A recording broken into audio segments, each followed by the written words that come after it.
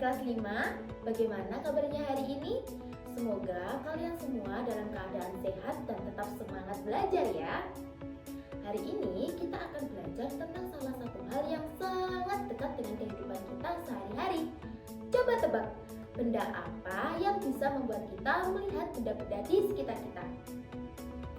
Ya, betul sekali, itu adalah cahaya. Nah, hari ini kita akan belajar pada topik A, yaitu cahaya dan sifatnya. Yuk kita mulai. Adik-adik, cahaya memiliki beberapa sifat penting. Yuk kita pelajari satu persatu. Nah, pada gambar berikut contohnya, ketika kita menyalakan senter di ruang gelap, cahaya yang dibentuk oleh senter akan membentuk garis lurus. Coba sebutkan benda lain yang bisa memancarkan cahaya lurus selain senter. Ya, betul sekali. Ada lampu kendaraan dan sinar laser bisa memancarkan cahaya lurus. Jadi, cahaya merambat lurus. Ketika kita berada di ruang gelap dan ada cahaya, cahaya yang dihasilkan akan selalu membentuk garis lurus. Contohnya, saat kamu bercermin, cahaya dari tubuhmu akan dipantulkan oleh cermin ke mata kamu, sehingga kamu bisa melihat bayanganmu. Jika mengenai kaca bening, apakah bisa dipantulkan? Pada kasus ini, sebagian cahaya bisa dipantulkan dan sebagian lagi menembus kaca bening.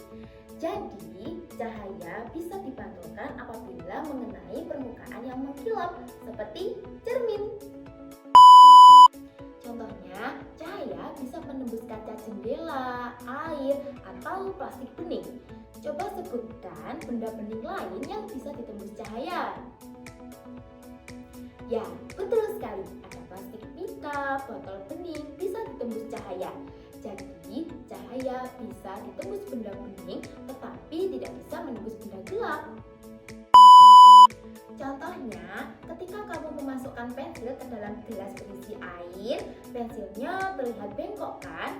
Itu karena cahaya dibengkokkan saat masuk lewat udara ke air. Nah, apalagi ya benda atau kejadian yang menunjukkan cahaya bisa dibengkokkan? Contoh cahaya bisa dibengkokkan pada lensa kacamata dan kolam.